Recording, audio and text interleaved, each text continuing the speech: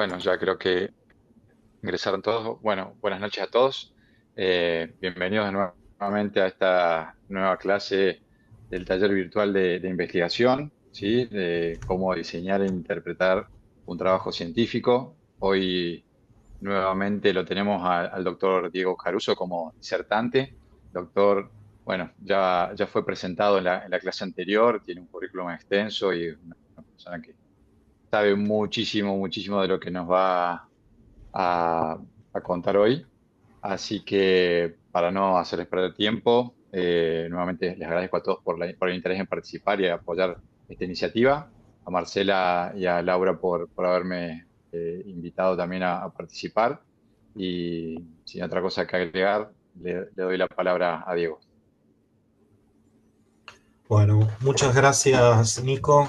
Bueno, también le agradezco a la doctora Altamirano y a la doctora Martínez y, y a vos también por la invitación. Hoy vamos a hablar sobre ensayos clínicos, luces y sombras. Y bueno, ahí voy compartiendo la pantalla, así vemos que todo funcione según el plan.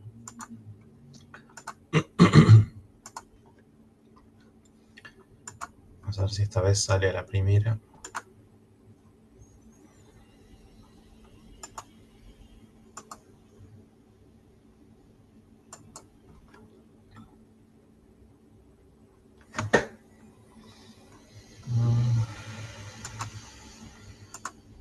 A ver si ahí vamos yendo.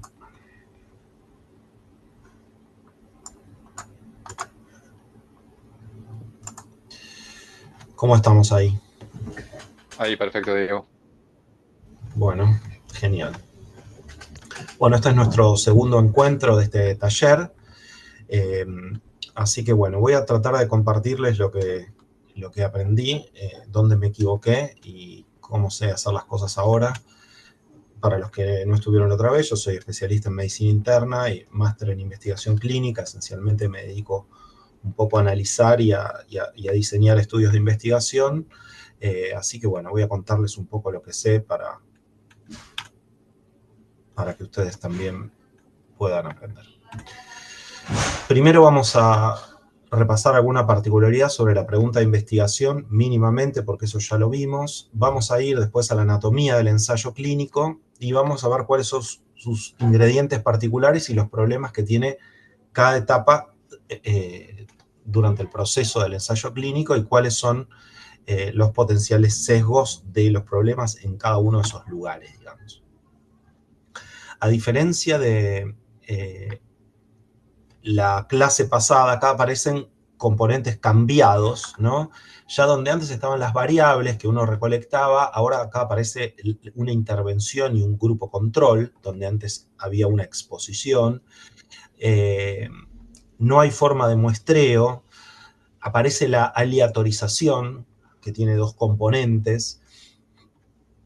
Entonces, estas son cosas nuevas que van surgiendo, aunque parte de la estructura del diseño de un ensayo clínico mantiene igual algunas cosas en común.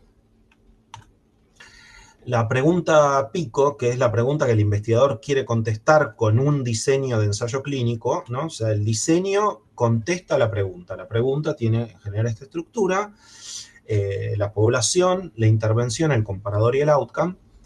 Si vamos a un ejemplo puntual, podemos entender que la pregunta típica, ¿no?, de un ensayo clínico es, ¿no?, si en paciente, la pregunta de estructura, ¿no? No es que siempre es de insuficiencia cardíaca, ¿no?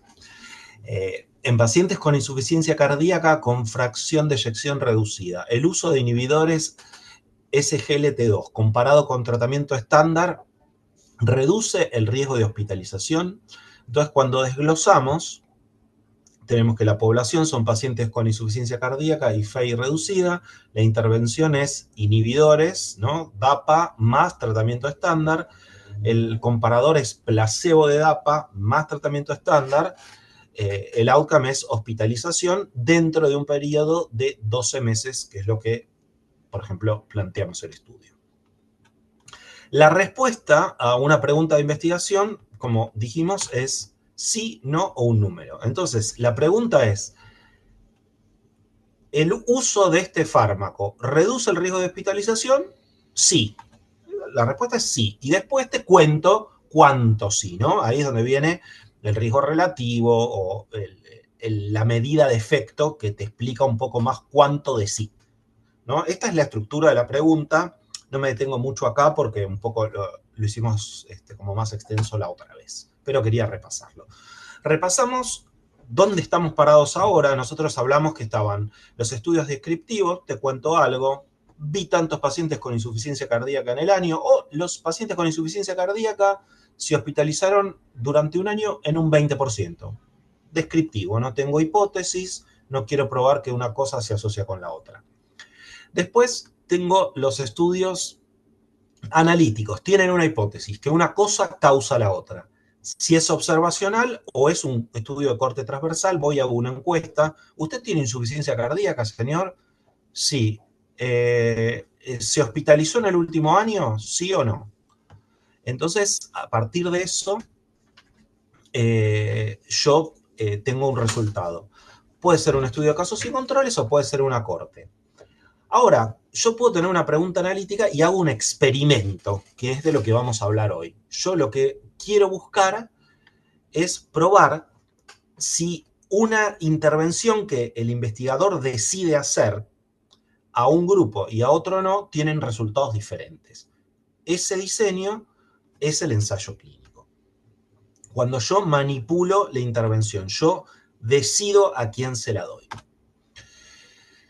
La estructura típica del ensayo clínico es que hay una población con el problema que estoy estudiando, yo tengo una muestra de esa población, aleatoriamente asigno el tratamiento a un grupo, al otro no, y pasa el tiempo y en el futuro mido la prevalencia, la incidencia realmente de cómo se distribuyó el outcome que yo decidí medir. En el ejemplo anterior, acá en el futuro, nosotros en el presente seleccionamos pacientes con insuficiencia cardíaca, los aleatorizamos, a un grupo le damos dapaglifosina, al otro le damos placebo y pasa el tiempo y en el futuro les medimos la cantidad de hospitalizaciones que tuvieron a lo largo de ese año que dura el estudio. ¿Qué es un estudio experimental, digamos? ¿Siempre es un ensayo clínico? No, hay otros estudios experimentales. Hay variantes de ensayos clínicos también. Los estudios de crossover son variantes de ensayo clínico que no responden al esquema exacto que mostré recién. Hay estudios factoriales que miden dos intervenciones al mismo tiempo. Puede haber estudios de bioequivalencia y los estudios cuasi experimentales que estamos un poco familiarizados de verlos, que son los estudios antes y después o los estudios con controles históricos. Es decir, yo en el ejemplo anterior agarro los pacientes con insuficiencia cardíaca y FEI baja, mido sus hospitalizaciones en un año, agarro, después les doy dapaglifosina y veo qué pasa al año siguiente. Eso es un estudio como antes y después. Eso, lo que yo acabo de decir depende cómo uno lo haga, tiene algunas cuestiones éticas. Si ya está demostrado que la DAPA es un nuevo estándar, yo no puedo hacer un estudio donde los veo un año sin darles la DAPA, pero puedo tener una corte retrospectiva donde hay pacientes con insuficiencia cardíaca que recibían su estándar en aquel momento y que a partir de la DAPA yo empiezo a tratar otro grupo de pacientes nuevamente. Entonces, la parte de sin DAPA es retrospectiva y la parte de con DAPA puede ser prospectiva. Ese diseño de antes y después puede llamarse ambispectivo. Depende si la DAPA se la doy o me fijo si los pacientes la toman por su cuenta. Bueno, no me quiero meter en eso. Entonces, un estudio con crossover es un estudio donde los pacientes empiezan en una rama y después de un tiempo de tratamiento cambian a la otra rama. Y los que estaban en la rama de, supongamos, de control, pasan a la rama de intervención. O cuando estoy comparando dos intervenciones. Entonces yo evalúo, es como si repitiese dos veces el mismo estudio, pero con los pacientes invertidos. Se supone que si las poblaciones fueron comparables, los resultados al final de cada fase van a ser similares, aunque yo haya invertido los pacientes, ¿no? A los que con la rama X le fue de una manera, es esperable que en la segunda fase a los pacientes que estaban en la rama contraria les vaya similar. Yo puedo hacer estudios de crossover con varias drogas. Esto es un estudio donde compara distintas drogas, distintas dosis de la misma droga, haciendo en todas sus ramas crossover también. Un estudio factorial, yo lo que mido son 2 intervenciones al mismo tiempo. Tengo 2 tratamientos. Entonces, un estudio factorial con 2 tratamientos tiene 4 grupos. Un grupo que tiene los 2 tratamientos, el tratamiento A y el tratamiento B. Un grupo que tiene el tratamiento A, un grupo que tiene el tratamiento B y un grupo que no tiene ningún tratamiento. Ese es otro diseño que yo puedo hacer y que es aleatorizado también y es un ensayo clínico, pero se llama factorial cuando testeo 2 tratamientos simultáneos para ver si son sinérgicos entre sí.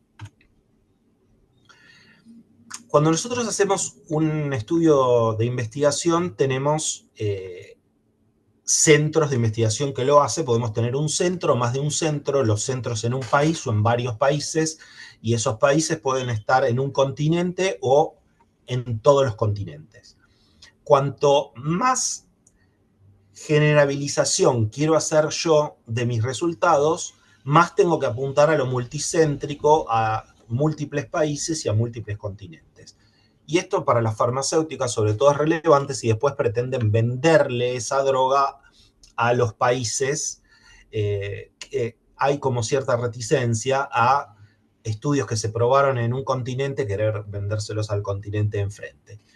Entonces, ¿cuáles son estas ventajas? Que yo tengo muchos más participantes simultáneos, que tengo representatividad, que se balancean los aspectos del cuidado general, el entrenamiento de los investigadores, el tipo de atención, es decir, y no, lo que pasa es que en tal lado tienen todos los fierros, toda la tecnología, y nosotros acá, qué sé yo, o anda a ver a un hospital en Kenia, cómo hacen la atención de estos pacientes. Entonces, cuando yo hago este tipo de estudio, mezclo todo. Entonces, balanceo ese efecto también, que no tocó que justo el hospital era espectacular y por eso le fue bien, en realidad porque los cuidados estándar son tan buenos que va bien por eso.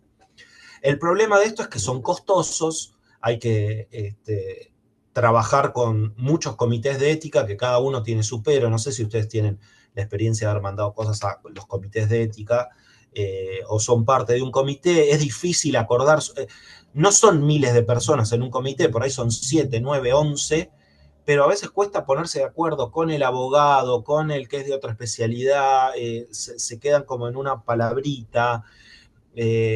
A uno le parece que no es claro el consentimiento para que el paciente lo entienda, que agreguen esto. Es raro que uno mande algo a un comité y salga de ahí sin ninguna modificación. Imagínense eso multiplicado por 10, 20, o como en un ensayo clínico que estoy participando ahora, que no es de cosas cardiológicas, pero tiene 128 centros, ¿no? Imagínense el bolonqui que puede ser eso. Cada institución, además, en un ensayo clínico, el laboratorio tiene que estar certificado, la balanza calibrada, el tomógrafo tiene que tener el papel de mantenimiento al día, etcétera. Imagínenselo multiplicado por todos los centros, eso, ¿no? Entonces eso lo hace extremadamente complejo y costoso, porque hay que relevar en cada lugar que todo eso funcione, hay alguien que está ocupándose de eso y le pagan, digamos, ¿no? Entonces eso es tiempo y dinero. Todo en pos de que sea generalizable y representativo de todas las personas del globo. Vamos ya entrando, ¿no?, adentro del ensayo clínico. ¿Qué es lo particular del ensayo clínico que no tienen los otros estudios que charlamos antes?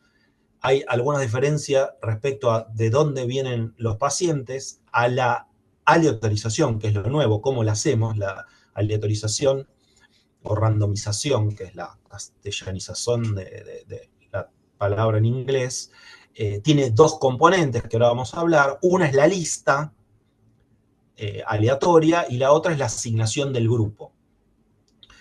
Después tenemos un grupo de intervención y un grupo de control.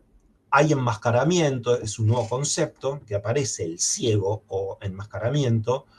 Después hay particularidades que pueden ocurrir en el seguimiento. ¿Qué pasa si el estudio se termina antes? Y cómo se miden los eventos finales, los outcomes.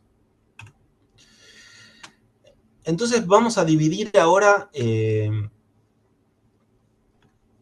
cómo ver el estudio aleatorizado en estas etapas. Y vamos a ir pelando, digamos, cada una de las etapas, qué cosas pasan ahí, qué problemas hay ahí. Entonces, la primera fase, en la pre-randomización, nosotros tenemos de la población que nos interesa, tomamos una muestra. La primera cosa que hay que decir es que la muestra que tomamos no es aleatoria. O sea, en un estudio aleatorizado, la muestra de pacientes que participan en el estudio no es aleatoria. Yo no salgo a hacer un sorteo entre pacientes con insuficiencia cardíaca y al que le toca los números viene y participa en el estudio. Son pacientes autoseleccionados, consecutivos. Yo pego un cartel, le digo a un amigo, el doctor Saderenko agarra, le dice a los colegas, che, si tienen un paciente así, mándenmelo al estudio, pero lo del hospital de enfrente no saben, no mandan. Entonces, la población está autoseleccionada. Son pacientes particulares que no representan a la población general. La manera de tratar de darle un poco esa representación es hacerlo en distintos lados, que los pacientes tengan distinta cultura, distinto nivel educativo, lo mismo los médicos, que se trabaje de forma diferente en los lugares, porque no es aleatorio eso.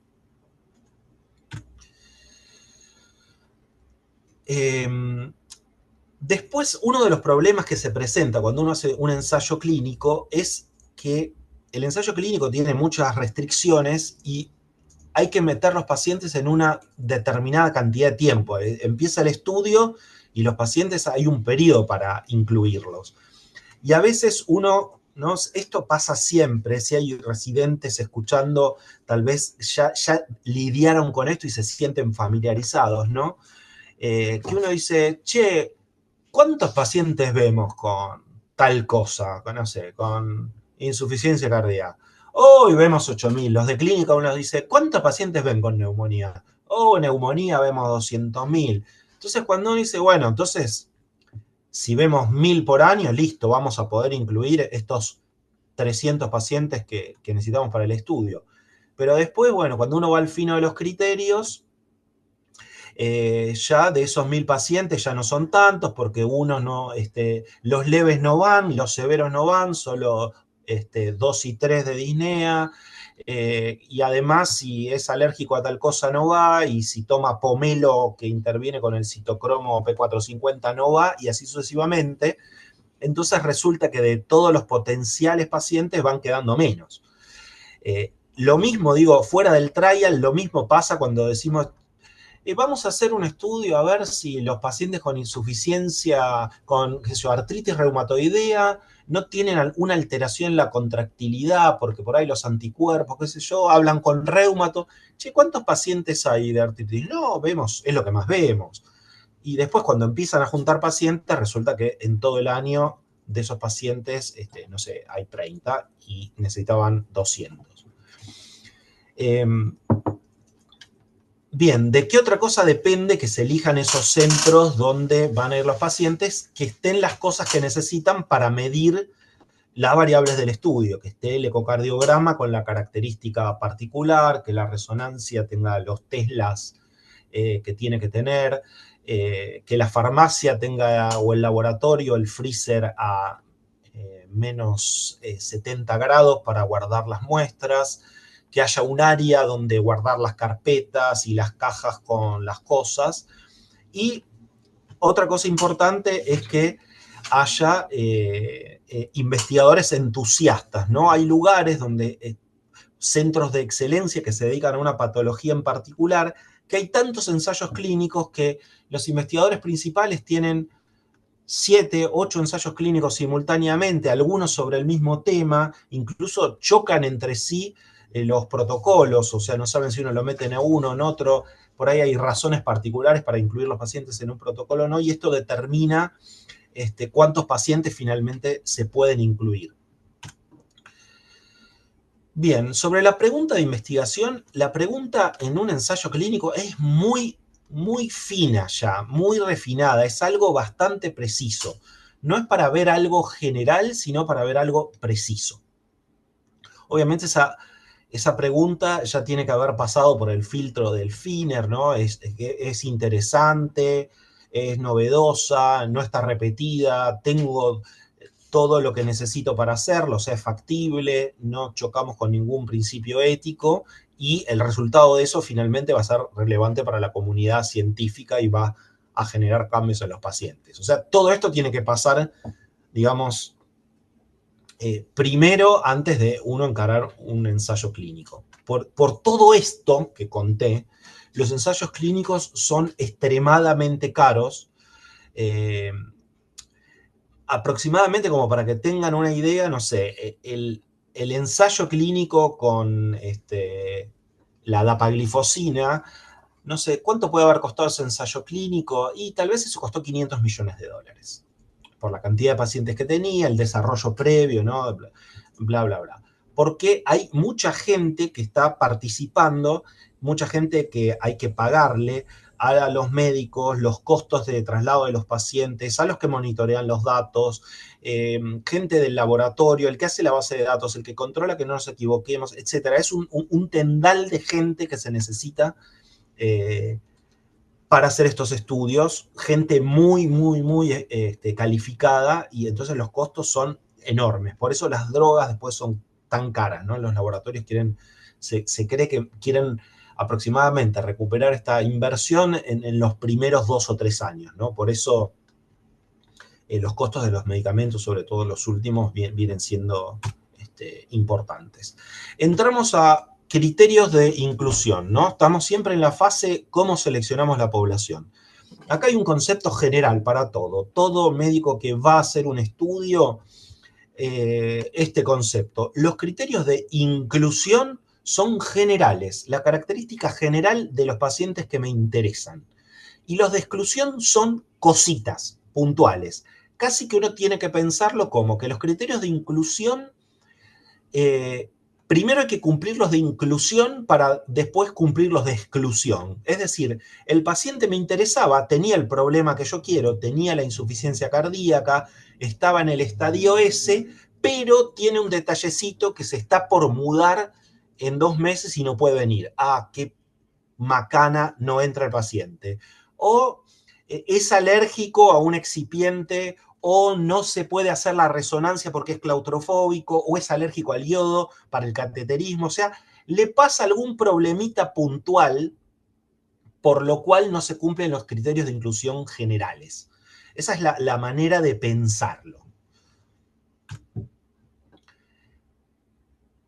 ¿Qué el diseño de un estudio? ¿Qué es una intervención? Es una droga, siempre es una droga bioral, inyectable. Pueden ser, toda esta lista son intervenciones. Puede ser una droga, la droga puede ser oral, puede ser inyectable, puede ser subcutánea, puede ser un producto biológico, pueden ser células madre, procedimientos quirúrgicos que se aleatorizan, procedimientos radiológicos, implantes de dispositivos, tratamientos conductuales para que los pacientes, qué sé yo, mejoren algún aspecto emocional, intervenciones educativas, educo a unos de una forma y a otros de otra, o no los educo en eso y veo el resultado en médicos o en pacientes. Es decir, todas esas son intervenciones que se pueden admitir en un ensayo clínico. Esto es todo lo que ocurre como en la primera fase. Hasta ahí me siguen, se escucha bien, ¿todo bien? Perfecto. Bárbaro. Sí, perfecto, Pocho. Diego. Entonces, todo esto ocurrió en la selección de pacientes y lugares a donde van a ir a parar los pacientes. Ahora viene la fase de cómo hacemos para dividir que unos pacientes tengan el tratamiento y los otros tengan el placebo. Ese proceso es la randomización. Entonces, nosotros, cuando aleatorizamos, ¿qué queremos? Para lo que aleatorizamos es que queremos balancear los confundidores. ¿Qué son los confundidores? Otras variables que podrían afectar el resultado. Por ejemplo, hacemos el estudio con pacientes con insuficiencia cardíaca, pero yo evalúo la disnea, es un outcome que estoy viendo. Pero si el paciente además es EPOC, entonces la disnea, ¿qué va a ser? ¿Por la insuficiencia cardíaca o por ser EPOC? Entonces EPOC es un confundidor para ese outcome. Entonces, si yo lo aleatorizo, va a haber EPOC de un lado y EPOC del otro. Bien. Después tenemos, qué sé yo, otra variable. No sé si el paciente, lo que estoy midiendo es hospitalización y el paciente tiene otra enfermedad, además de la insuficiencia cardíaca, se podría hospitalizar por esa otra razón y que se confunda con que fue por la insuficiencia cardíaca. Entonces alguien puede decir, bueno, busquemos cuáles son las variables importantes y nos aseguramos que de un lado y del otro vayan cayendo los pacientes parejos. El problema radica, y acá es donde, por esto, la aleatorización es la magia, que se balancean los confundidores desconocidos. El que tiene la vía metabólica anómala, que ni sabemos que existe, el gen malo, el gen beneficioso, todo eso que yo no sé ni cómo medirlo ni puedo medirlo, cuando yo aleatorizo, solo por azar me quedan de un lado y del otro balanceados esos confundidores. Y eso es lo que permite que los pacientes sean intercambiables y ambas ramas sean comparables. Si hoy aleatorizamos un estudio y decimos que a los de la fila de arriba les va a tocar el control, no empezamos el estudio, y mañana viene Nicolás y dice, no, a los de la fila de arriba hagamos al revés, los de abajo que sean control. Me da lo mismo. ¿Por qué me da lo mismo? Porque son intercambiables. Me da exactamente lo mismo cambiar uno por otro. Se supone que la aleatorización genera eso. Hay formas de mejorar la aleatorización. La aleatorización simple puede ser, ok, a un paciente le va a tocar el A, al otro el B. Acá estamos hablando de cómo armar la secuencia de aleatorización, es decir, la lista. ¿A qué le va a tocar cada paciente en orden? ¿No? Paciente 1 le toca A, paciente 2B, 3A, 4B, 5A, 6B y así sucesivamente. Pero alguien puede decir, bueno, agarremos y metamos los primeros 20A y los segundos 20B. Al final, la mitad van a ser A, la segunda van a ser B. Acá hay problemas que después, creo que hay una diapo después que explica por qué no es bueno esto. En el primer caso, por algún motivo yo puedo predecir la secuencia, porque la droga te hace hacer pis rojo, porque te pones la cara roja después de tomarte, porque baja la presión, algo puede hacerme que yo me dé cuenta o el paciente. Entonces, si eso se asocia y esa droga tiene mejor resultado, yo, un paciente que está peor y me parece que la droga nueva le va a hacer bien, y tengo dos pacientes, uno que tiene una disnea clase 4 y el otro clase 2, voy a querer, yo podría, si sé cómo es la secuencia, meter al grave que le toque en el grupo de intervención y al leve meterlo al placebo, en vez de meter si me toca el tratamiento placebo primero, meto al leve ahí y al siguiente meto al otro. Así me encaja en A y B como yo quiero. Entonces, aunque esto esté oculto, yo me podría llegar a dar cuenta por algunas cosas cuál es el grupo. Entonces podría predecirlo. Y cuando yo meto al grave, porque me parece que va a andar mejor en el grupo de intervención, ahí lo que se genera es que yo rompo la aleatorización y se va la magia de que se balancean los confundidores conocidos y desconocidos. Entonces, para evitar este problema, se inventó una cosa que es una genialidad y para mí hay que usarla siempre, que es la aleatorización en bloques. Yo creo bloques de tamaño de 2, de 4, de 6 o de 8 eventualmente. Y dentro de cada bloque genero secuencias aleatorias. Entonces tengo un bloque que entran dos opciones. Puede ser A, después B, o puede ser primero B, después A. No tengo otra opción. Si en el bloque de 4 yo tengo 4 combinaciones posibles. En el bloque de 6 tengo un montón de combinaciones. Entonces, yo lo que hago es genero estos bloques, hago bloquecitos y después mezclo los bloques. Entonces me queda una secuencia aleatoria totalmente impredecible. Pero si el estudio en algún momento se corta por algo, porque viene la pandemia COVID, porque el estudio está espectacular los resultados y el comité de ética dice llegamos hasta acá, no hace falta seguir, o porque los resultados son tan malos que el comité de ética dice, che, hay muchos eventos adversos, cortemos acá el estudio, yo sé que voy a tener balanceada la cantidad de pacientes en A y B. Y no me va a pasar lo que pasaría como en el que está toda la A seguida de la B, si el estudio se corta temprano, voy a tener 20A y 3B. Me va a quedar desbalanceado. Esto es lo que les explicaba sobre la randomización en bloques, ¿no? Finalmente yo acá tengo solo bloques de 4, sorteo los bloques y después me va a quedar el orden de A y B según estos bloques, que es difícil, por no decir imposible, predecir qué viene después. Acá hay otro concepto más que quiero agregar, que no es además de lo que acabo de decir, no es que es una cosa o la otra. Yo cuando tengo una cosa muy sensible que necesito asegurarme que queden los pacientes bien balanceados en una o dos características, puedo, además de hacer la lista por aleatorización por bloques, puedo hacer una aleatorización estratificada. Entonces, para esto, lo que voy a hacer es, agarro la característica que me importa, supongamos que son pacientes con cáncer, ¿no? O pacientes con distintos grados de severidad de una condición médica, y yo, si quedan esa característica desbalanceada y justo quedan los pacientes de placebo en la severidad más grande, entonces el estudio va a dar a favor de la intervención solo porque me quedaron los peores pacientes en el placebo.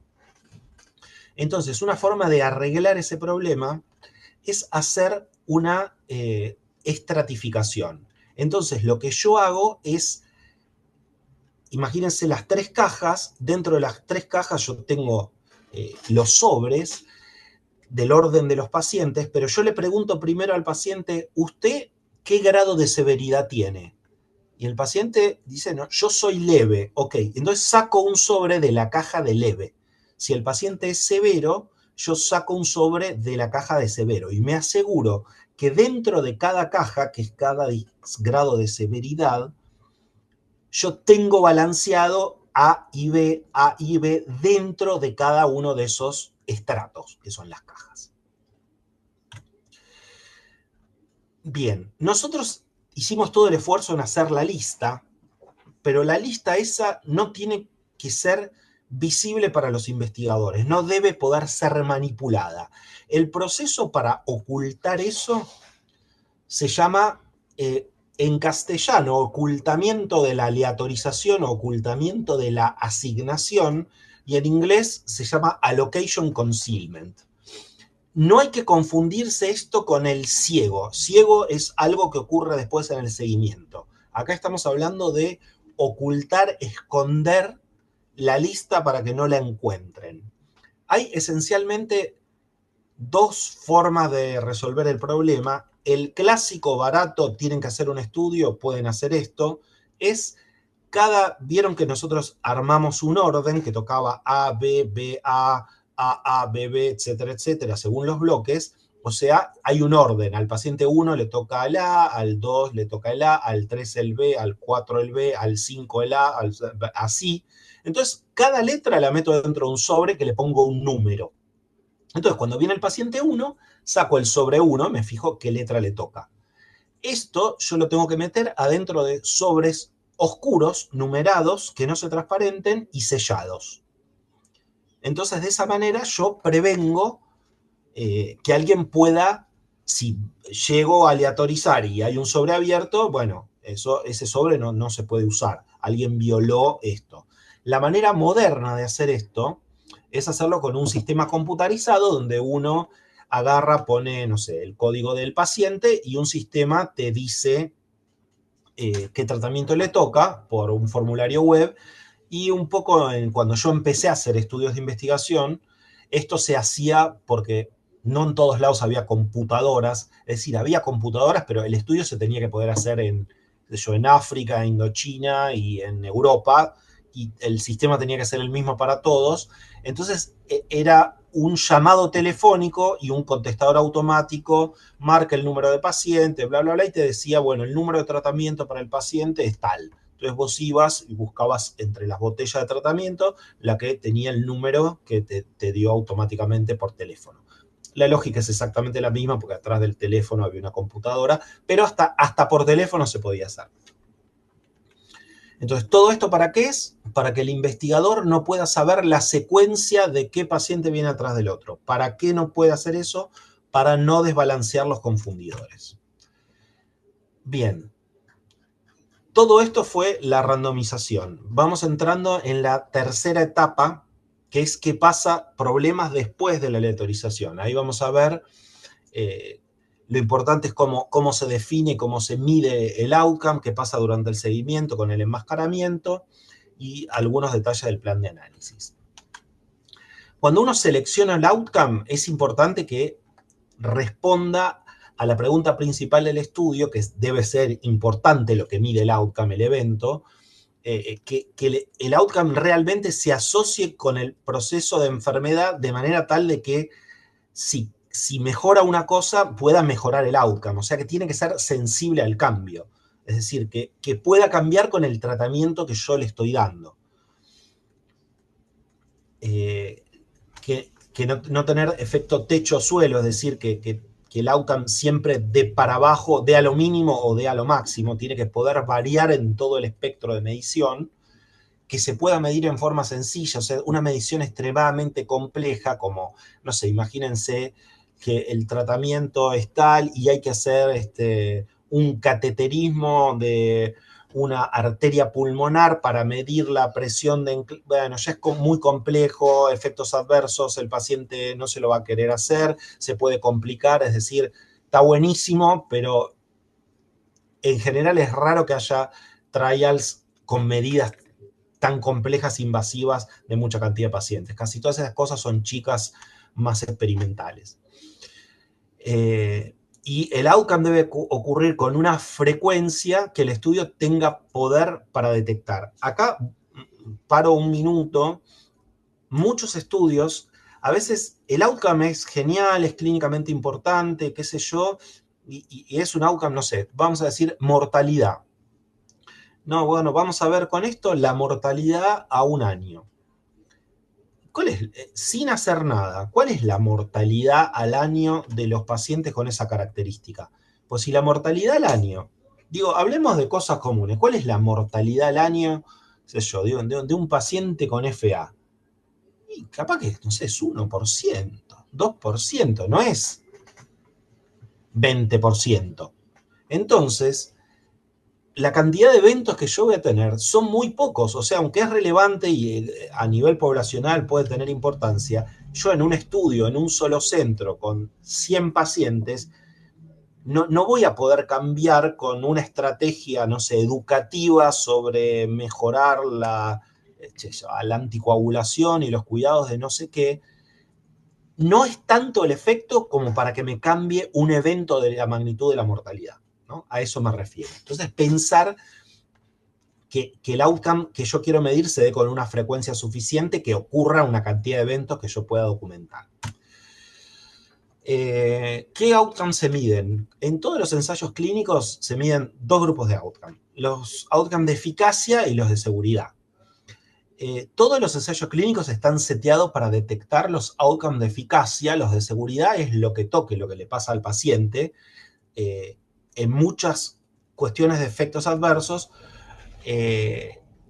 esos outcomes ocurren con poca frecuencia. Pasa lo que yo decía antes, pero con los eventos adversos raros. Entonces, esos estudios no tienen poder suficiente para discriminar del todo si ese evento adverso es atribuible o no a la intervención, por el escaso poder. Así que atenti cuando no hay diferencia en los eventos adversos, ojo, porque la cantidad de eventos probablemente no sea tan alta y el estudio no tiene poder para detectar eso, pero no está pensado en eso, excepto que sea un estudio solo pensado para eso, pero en general eso termina pasando después como una cosa observacional. Hay outcomes que pueden ser un outcome determinado, ¿no? Y hay outcomes compuestos. Vamos a hablar un poco de los tipos de outcomes. En el menú de tipos de outcome, nosotros tenemos outcome clínicos, son los outcomes que nos importan, ¿no? Como muerte, reinternaciones, qué sé yo, calidad de vida específica de la enfermedad. Y tenemos algo que se llama outcomes intermedios o subrogados. Es decir, que no miden exactamente el evento que yo quiero medir. Es decir, yo lo que quiero es que el paciente le vaya mejor, pero le mido algo intermedio. Por ejemplo, en los diabéticos, la hemoglobina glicosilada, en un paciente con insuficiencia cardíaca podría ser la, qué sé yo, la FEI por ecografía, ¿no? En respiratorio, la típica medida subrogada es, no sé, la espirometría. O el BEF en la espirometría. Después dijimos una cosa, que esto es bien de cardiología, es los outcome compuestos. Entonces, el outcome compuesto tiene varias cosas que pueden ocurrir. Si cualquiera de esas cosas ocurre, yo digo que el outcome ocurrió. Entonces hay que ver cuál es el contenido que tiene ese outcome compuesto, porque puede ser muerte o infarto de miocardio o revascularización o stroke, es decir, ok, son todas cosas graves, pero no es lo mismo morirse que revascularizarse. Y a veces meten cosas ahí adentro que son todavía menos graves. Por ejemplo, hospitalización. Bueno, ya no es lo mismo hospitalizarse que te hagan un cateterismo y te pongan un stent. Incluso cosas más diluidas. No es lo mismo hospitalizarte que ir a tu médico y te suba la dosis de un medicamento. Entonces, tener eso en cuenta cuando estamos mirando y el estudio dio y tiene un outcome compuesto, es exigible ver el efecto de cada outcome individual. Si querés decime el compuesto, está bien, te dejo, pero explícame cada outcome individual qué es lo que dio. ¿Puede haber más de un outcome en el estudio? Sí, puede haber más de un outcome. Un outcome puede ser muerte y un outcome secundario puede ser rehospitalización o incremento de la medicación. Ok, acuérdense que el tamaño muestral y el poder del estudio está seteado para el outcome principal. O sea que las conclusiones de los secundarios después a veces no tienen tamaño muestral suficiente para ciertas cuestiones. Otra cosa que importa es quién va a medir el outcome. ¿Quién lo mide? ¿Lo mide alguien entrenado? ¿Son outcome autorreportados por el paciente? Eso es poco confiable. Por ejemplo, esto tal vez cuando hablen de revisiones sistemáticas, metaanálisis y el análisis de eso, tal vez hablen de grade. Esa es una de las cosas que grade penaliza, ¿no? Como outcome autorreportado, no, bajale puntos por esto. ¿Quién lo midió? ¿No? ¿Es referido por el familiar?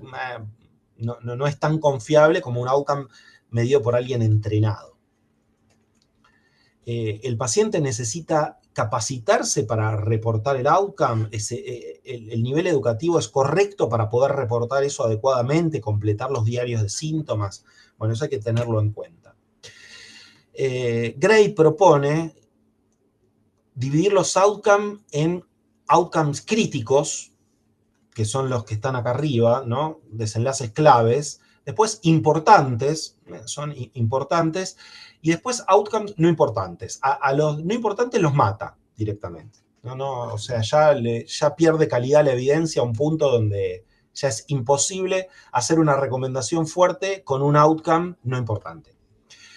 Entonces, bueno, tengamos en cuenta cuáles son lo que nos importa realmente, que los estudios nos muestren los desenlaces claves, críticos, ¿no? En nuestro mundo, ya acá hice un ejemplo, mortalidad, eventos cardiovasculares, qué sé yo, hospitalización, rehospitalización, mortalidad. calidad de vida, pero a medida que uno va bajando, ya calidad de vida no es lo mismo que muerte o hospitalizaciones, ¿no? Mientras que van quedando abajo cambios en el peso, qué sé yo, algo de laboratorio, eso como queda dentro del grupo de los desenlaces que no son importantes. Bien, acá les hice como un recorrido de enfermedad y cosas que pasan y outcome que mido, ¿no? Yo estoy viendo pacientes con insuficiencia cardíaca que les hago un tratamiento, que puede ser farmacológico, rehabilitación, y eso espero que mejore la función cardíaca, entonces le puedo medir el BNP al paciente. Bueno, eso es un outcome subrogado.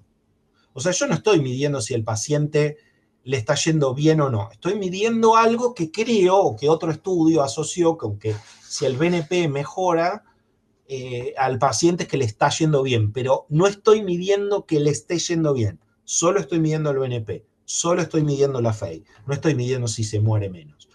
Después puedo mejorar un poco y medir, no sé, la performance de la caminata de los 6 minutos para ver la capacidad funcional. Puedo esperar un año de tratamiento y ver si los pacientes realmente dicen que el tratamiento les cambia la calidad de vida, si realmente funciona, debería cambiar.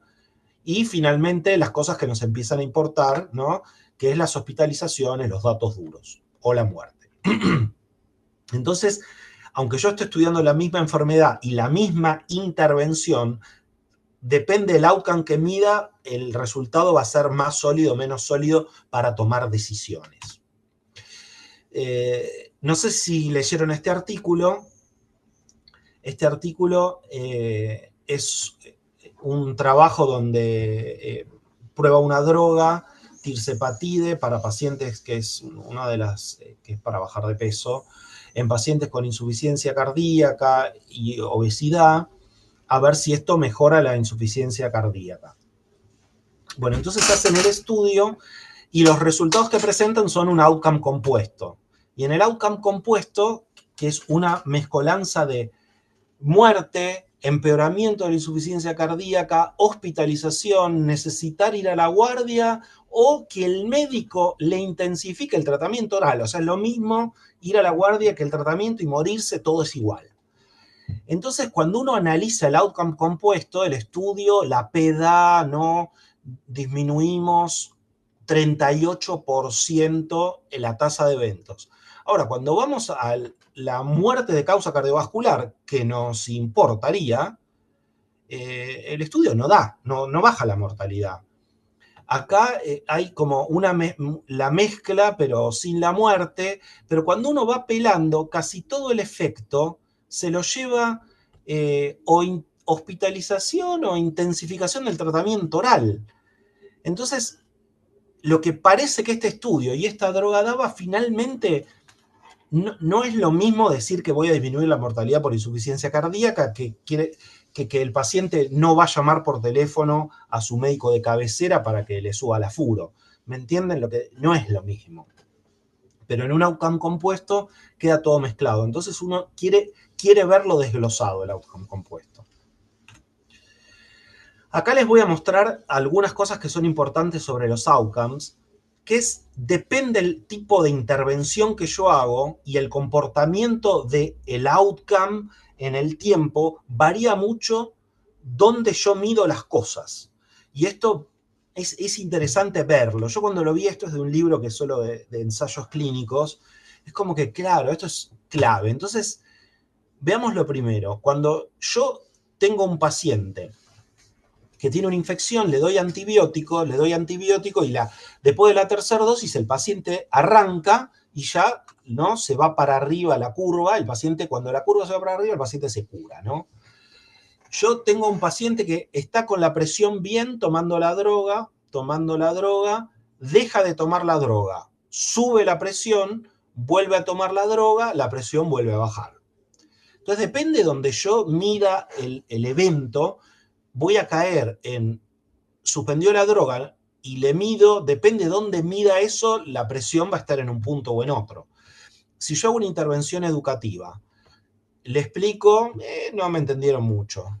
Repito, parece que entendieron un poco, pero no, repito y la gente aprende. Bien, no es lo mismo cuánto la gente aprende si yo mido acá o si yo mido donde la curva después empieza a bajar con el tiempo y ese aprendizaje se va perdiendo. Otros ejemplos. Tengo un paciente con apendicitis, está mal, lo opero, está bien, chau, listo, una intervención arregla el problema. Yo tengo un paciente con enfermedad coronaria, le pongo un stent, mejora, pero con el tiempo el stent se tapa un poco y el paciente puede empeorar a lo largo del tiempo. Yo vacuno a un paciente y no tengo anticuerpos, va pasando el tiempo, suben los anticuerpos quedan elevados. Una intervención conductual, a medida que voy repitiendo, la conducta va mejorando. Si esto uno deja de hacer la intervención, probablemente con el paso del tiempo, esto va decreciendo. Y está estudiado cuánto tiempo tarda más o menos en decrecer. Bueno, estos son todos ejemplos que depende de dónde en el tiempo uno mide el outcome, los resultados pueden ser distintos. Como tener en cuenta cuál es el comportamiento del outcome en el tiempo para ver dónde medirlo. Entonces, respecto a los outcomes intermedios,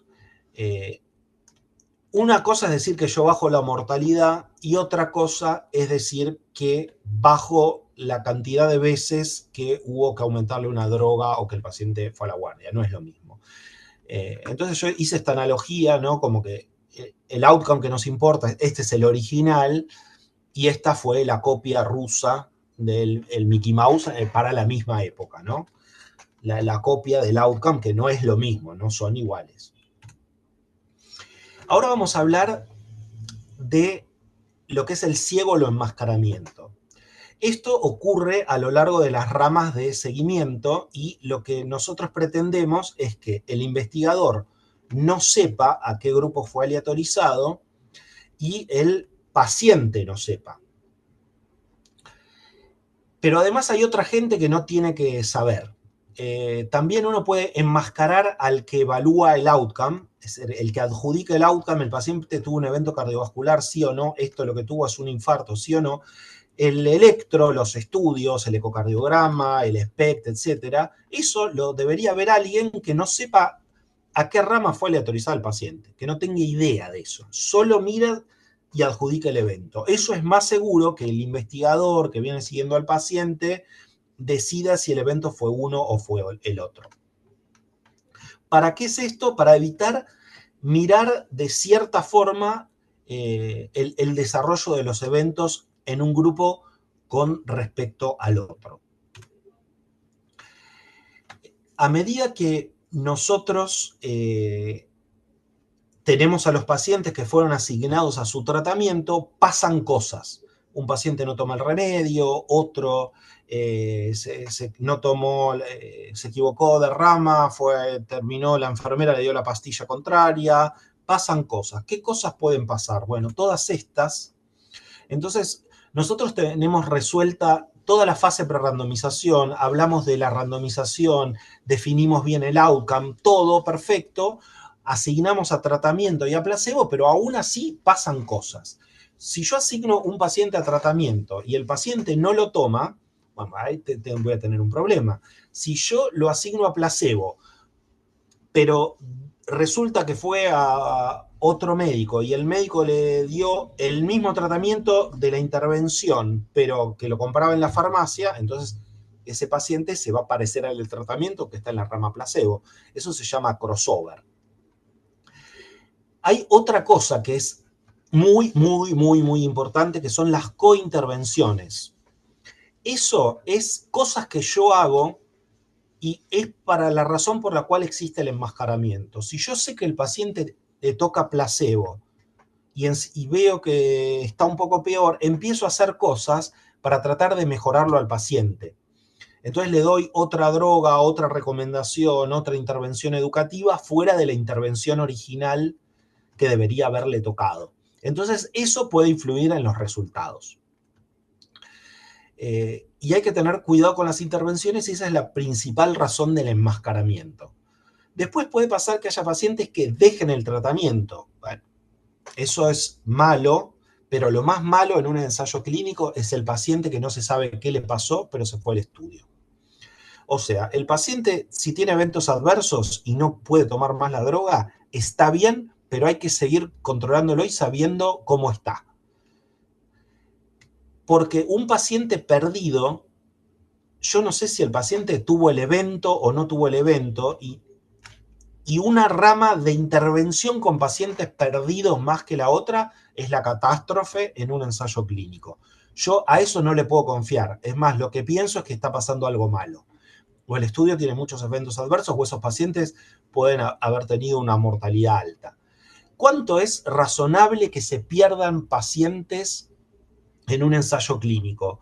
En general hay una regla, ¿no?, como menos de 10%, pero eso depende de la tasa con la que ocurren los eventos. Si los eventos ocurren en una proporción en la rama de control, ¿no?, de el 5%, y yo tengo 10% de pacientes perdidos, o sea, tranquilamente podría tener el doble de eventos en un grupo que en el otro, con 5% más que no sé si están vivos o muertos. Entonces, eso hay que mirarlo después cuando ustedes agarran, leen un trial que está bien escrito y tienen un diagrama de flujo de pacientes, ver bien por qué se van perdiendo los pacientes y ver que la cantidad de pacientes que se pierden entre un grupo y otro estén parejos, no sean demasiados, incluso si en el texto hay alguna comparación entre los pacientes perdidos en un grupo y en otro, a ver si se perdieron random o hay alguna razón que se detecte. Luego de la randomización, ¿qué problemas hay? O sea, ya hicimos todo el estudio, recolectamos los outcomes, medimos. Bueno, todavía uno puede hacer cosas para tratar de enderezar alguna disparidad en el análisis. Acuérdense que el análisis por intención de tratar es más conservador. Lo que analiza es los pacientes como fueron aleatorizados, hayan tomado o no la pastilla que les tocaba. Mientras que el análisis por protocolo analiza a los adherentes a la intervención. Entonces, si yo lo que quiero es medir el efecto puro de una intervención, me voy a fijar el per protocol, tal vez. Si yo lo que quiero medir es qué es lo que va a pasar cuando yo recete el medicamento, miremos el intention to treat.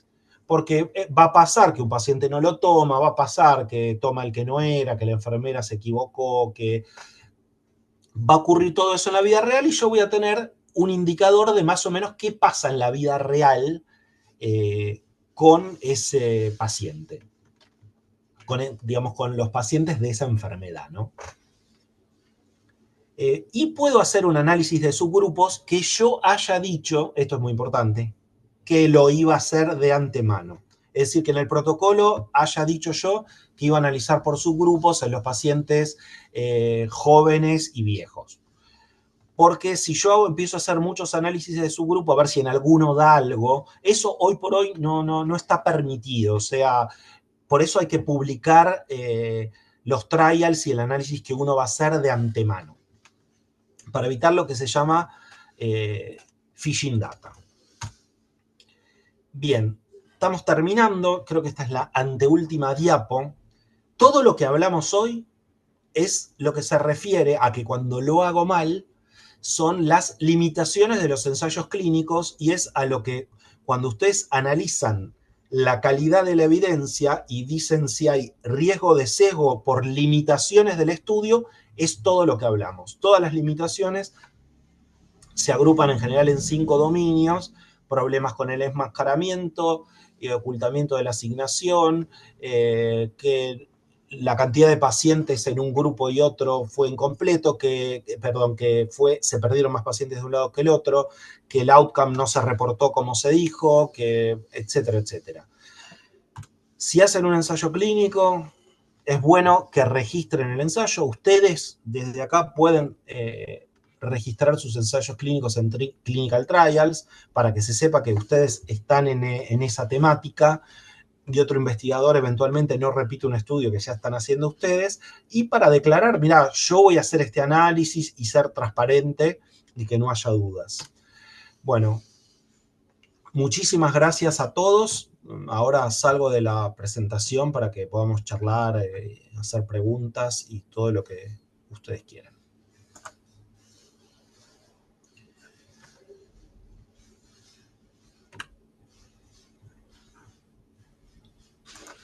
No se te escucha, Nico. Acá volví, acá los veo.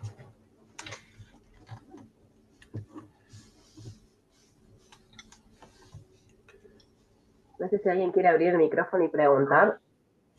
Libertad, no hay preguntas malas. Ahí se te escucha, Nico. ¿Me escuchás? Bueno, excelente, Diego, siempre. No sé si alguien tiene alguna pregunta, pero bueno, como comentario, esto es, bueno, para los residentes, sobre todo que a veces cuando quieren hacer un trabajo piensan en, como uno siempre discute en las revistas de sala sobre algún trabajo randomizado y uno cree que es fácil hacerlo, acá pueden ver de que es para nada sencillo, y menos en nuestro medio, me parece. Es bastante complejo. Y te quería hacer una pregunta aprovechándote, que ya lo discutí con varios, cuando vos hablas de los outcomes, que esto es lo que uno tiene que sacar de este taller, de aprender a interpretar y no quedarse con lo que dicen todos los trabajos, sino interpretarlos y sacar sus propias conclusiones. Pero cuando uno evalúa, por ejemplo, en mi área, que intervencionismo, siempre está la pelea contra los cirujanos. Y cuando se compara una intervención, por ejemplo, la revascularización, eh, y uno compara lesión de tronco tratada con cirugía o con angioplastia, y uno de los desenlaces que se evalúa es la revascularización. La mayoría de las veces, cuando un paciente se revasculariza por cirugía, luego se tapa un puente, este puente, por más de que se estudie, no se revasculariza. Entonces, no queda registrado el resultado como un outcome, digamos, de un desenlace negativo de la intervención. En cambio, si uno reestudia a un paciente con una angioplastia, lo más probable es que se revascularice. Entonces queda como algo negativo, digamos, y cuando uno hace el análisis, siempre sale perdiendo el intervencionismo. Pero, ¿cómo Sí, lo ves es vos? que es como medio tricky, ¿no? Es como que ese evento vos querés que esté registrado en el grupo de operados por los cirujanos, después lo tuvieron que revascularizar, es un evento, no puede ser nada, es algo, digamos. Excepto que vos digas que la intervención, porque esto es una cosa que hay que pensar, que la intervención es como revascularización y eventual revascularización, o sea que hagas como dos, si le falta le das una segunda pulidita y lo operás, pero si le faltó un poco, pulidita también. Y eso forma parte de la intervención, ¿me entendés? Como del paquete de la intervención, y el outcome es, no sé, mortalidad al año o, qué sé yo, stroke. Ahora, si vos querés, o sea, probar como la primer, la revascularización primaria o la cirugía, si la cirugía se revasculariza, para mí es un outcome de failure. Es como no Claro, el tema funcionó. es que no, porque no tenés posibilidades de hacerlo. Entonces, lo que se analiza siempre en los estudios es el tema de, o sea, necesita se reestudió, en realidad lo que se evalúa es el punto, el desenlace de revascularización. Entonces, vos en el seguimiento,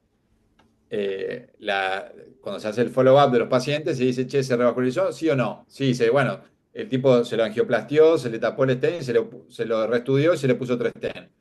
Bueno, entonces impacta que se revascularizó. En cambio, si un paciente fue operado, por más de que se lo estudie, tiene el vaso, En el puente, claro, vos decís. el puente tapado, entonces no impacta, digamos, como una revascularización, porque bueno, se tapó, bueno, listo, no hay nada más para hacer, listo, pero eso le sigue pesando al Eso intervencionismo. es el ejemplo, Nico, de que el outcome no es sensible al cambio. Es el ejemplo, vos estás midiendo un outcome que no va a cambiar con esa intervención porque no es posible que cambie. Te tenés que alejar, ¿viste? En la diapo que va pasando, la que tenía como distinto, a medida que pasa el tiempo podés medir distintos. Entonces vos te tenés que correr al outcome siguiente. Medí entonces mortalidad, medí otra cosa. No podés comparar un outcome que en un lado no se da, no es sensible. Tenés efecto suelo, no cambia nunca. Ese es el tema. Bueno, ahí tenés, eso es un error de diseño. Lo que pasa es que para detectar mortalidad necesitas un montonazo de pacientes, el evento no ocurre seguido, ¿no? Claro, ese es el gran problema que siempre se utilizan los MACE. Entonces, el MACE, dentro del MACE, siempre se incluye a la revascularización. Entonces, siempre va a ir en contra del intervencionismo. Pero bueno, a vos te dan el MACE y esa te la tienen que dar por separado. A vos te tienen que decir, bueno, ahora decime muerte esta, y esa no le das bola. Tal cual. O sea, no me vendas nada con la línea de revascularización porque sabemos que es mentiroso. El tema es que siempre, bueno, los randomizados son los que cambian las guías, ¿no? Entonces, si un resultado se interpreta de esa forma, o sea, vos te basás en los MACE, después te cambian una guía y se utiliza. Hay que hacer las guías con grade, Nico. Tienen que usar grade. Exactamente. Grade te mata para eso, no te deja que lo hagas. O sea, lo que pasa es que las cosas tienen que ir un poco hacia ese lado, porque algo que esté en una guía depende hoy cómo esté hecha la guía y cómo esté hecho la revisión sistemática. Vos podés hacer una guía que esté basada en cosas que no están bien, pero que esté en la guía no necesariamente, no creamos que todo lo que está en la guía viene de una evidencia sólida. Digo, hay que cuestionar eso también desde las sociedades, ¿no? Y cardio es una sociedad grande que puede darse el lujo de cuestionar y decir, che, a ver, miremos un poco más, porque esta evidencia, no sé, o sea, Grade agarra y te dice, mira, la calidad de la evidencia, esto es baja o muy baja, con lo cual tu recomendación, cuando tu calidad de evidencia es baja o muy baja, nunca va a ser fuerte. A lo sumo será condicional. En algún caso, según si pasa esto, ¿no? Ese es un poco... pero hay que interpelar ahí, ¿viste? Hay que como meter la pregunta, la sociedad, che, por ahí puede llevar años incluso. Pero yo creo que, ¿viste? Esas guías hay que hacerlas basadas en grade, que es como se entiende lo que uno está haciendo, no hay capricho, es transparente. Creo que hay que ir por ese lado con eso. Totalmente de acuerdo. Marce, no sé si quieres hacer algún comentario. No, me quedo con el mensaje de que no hay que creer todo en las guías. Las guías son, decía un colega que me formó a mí, que las guías son como el farol para el borracho, sirven para apoyar. No quiere decir que tengan toda la verdad. No, muy lindo. No, exactamente. Por eso es fundamental esto que los chicos espero que saquen esto, digamos, de que interpreten los resultados, vayan a leerla, porque hay muchos centros que publican, porque están obligados a publicar y a veces pueden confundir y bueno, solamente se le presta atención porque lo publicó alguien reconocido y a veces no quiere decir que esté bien hecho. Yo creo que hay que mantener siempre la visión crítica, de saber que dudar siempre sirve. Bueno, con todas las herramientas que nos dio Diego, excelentísimas, yo creo que más elementos tienen los que saben. Y bueno, creo que hay cosas que por ahí se las pasan.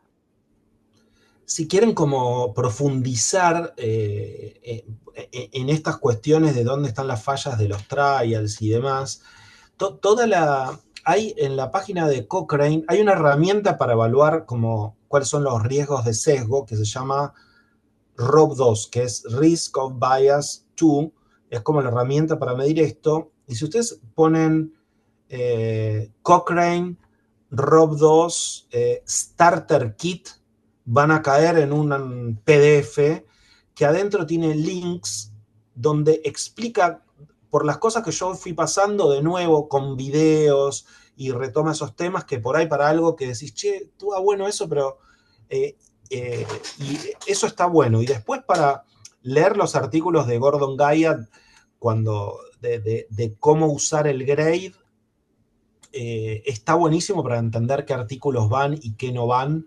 Toda esa serie de artículos que está publicado, creo, en un Journal de Epidemiology. Después se los mando. También es súper interesante para terminar de entender a qué artículo hay que darle bola y a cuál no, ¿no? Como que te dice a quién hay que penalizar. Perfecto. Ahí Ahí justo alguien lo encontré, dice para Marcelo. que la página de Cochrane quieren, para que lo busco y lo pego ahí en Ahí el. lo, Sí. creo que Ah, es el que pegué eso ahí en el chat. Ah, ahí, ok. Marcelo. Perfecto. Ya nos queda poquito tiempo, así. Si no le pillé, pero es por lo que estoy viendo, es muy, muy interesante. Perfecto. Bueno, ¿alguna otra pregunta, dudas? Aprovechen, acá estamos. Bueno, ahí se subió la página. Creo que es esa, ¿no? No sé si Sí. te cansas de ver A, el chat. a ver, me fijo para que abra el chat. Methods. Entras ahí entras a un PDF. Para que comparto un segundo la pantalla y les muestro. Para. Sí, ¿Puedo 2 minutos? sí, tenemos hasta las 1:30. 2 minutos, así se los muestro porque está bueno ese recurso para aprender.